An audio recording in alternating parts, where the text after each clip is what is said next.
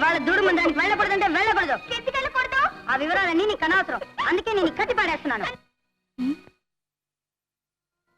అంతే, ఆ విధంగా చేసి దురుడు ఇప్పుడే విరగడిపోతుంది, మన అడ్డంగా తొలిగిపోతుంది. అవును, అలాగే చేద్దాం. నారాయణ నారాయణ. ప్రణామాలు మహర్షి. శుభమస్తు.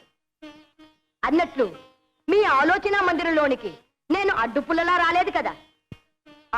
తల్లి కూతుళ్ళు ఏదో ఘనకార్యం తలపెట్టినట్లున్నారు.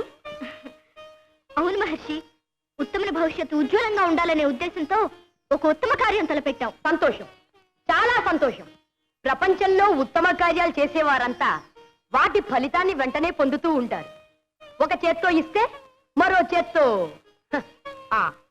అన్నట్టు ఉత్తముడేడి? ఎక్కడో ఆడుకుంటుంటాడు, లేదా పెద్దమ్మ దగ్గరికి వెళ్ళి ఉంటాడు.